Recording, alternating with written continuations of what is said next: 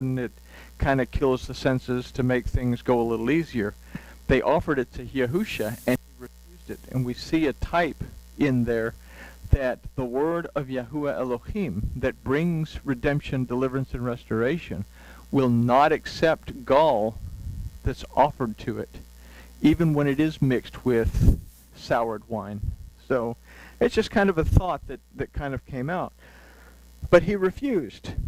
The word of Yahuwah will never allow for the venom of the serpent to dull the senses of the Torah, so that its words, oaths, covenant, and judgment is made weak. I shared with y'all, and you can take this just as it comes out, and take it or leave it, use it, do whatever you want with it, discard it. But we said that Isha was deceived by the serpent.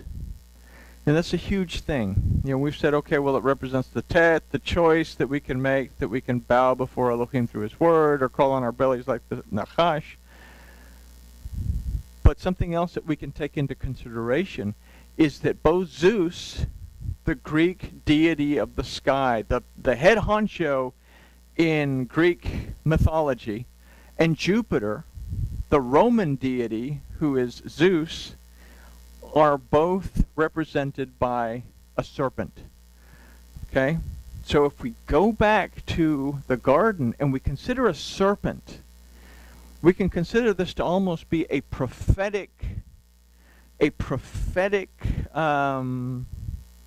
word, if you want to call it that, that's telling us that a deception will come through a Greco-Roman idea that will basically deceive Isha, will deceive the spirit and cause Ish to eat it, so that the spiritual deception will cause a physical deception to take place. We said that our system of belief affects our method of worship.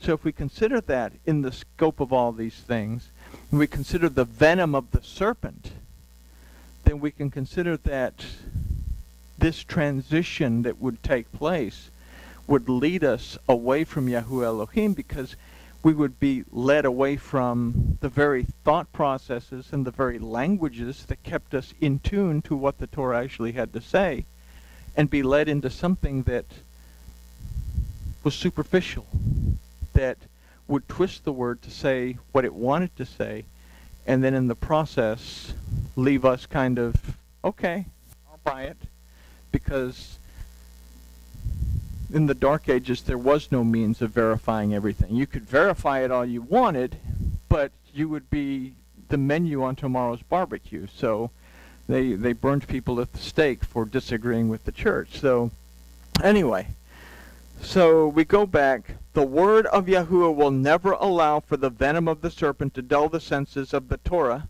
so that its words, oaths, covenant, and judgment is made weak. Hosea was pointing out to Yisrael that their false worship was like a poison to them. It had dulled their senses against Yahuwah their Elohim, and as a result, they were moving towards the finality of death. And this is a very true thing. The house of Yisrael became moot, died. Moot means to be, well, it means to die, but it means to cease to exist. And we see that this house of Israel, we call them the 10 lost tribes today. We have Yehuda, we have Benjamin, and we have Levi. Those are the 3 recognized tribes. The rest of them, even though we have the wonderful story about the 5,000 being fed by the two fishes and the 5 loaves that brought forth the fragments into 12 baskets, we don't read anything about the house of Israel throughout history. So it's kind of a thing to consider there. So what we must very seriously ask ourselves is, have I established that Elohim prevails in my life, and am I willing to remove anything contrary to his instruction from my life? Or am I wrestling against Elohim with a divided heart that will not stand as an excuse in the judgment? And the only one that can answer this question is going to be the teacher, the preacher, the rabbi, the televangelist. Oh wait, no. I read that wrong. The only one that can answer this question ultimately is going to be you. We've said, why do you worship what you worship? Now, we've added some questions to that. What is the origin? Where does it come from? Is it in agreement with the Torah? Is it an agreement? Does it establish that Elohim prevails? So, a lot of things that Hosea is starting to really throw onto the house of Israel to get them to think so that they will make teshuvah.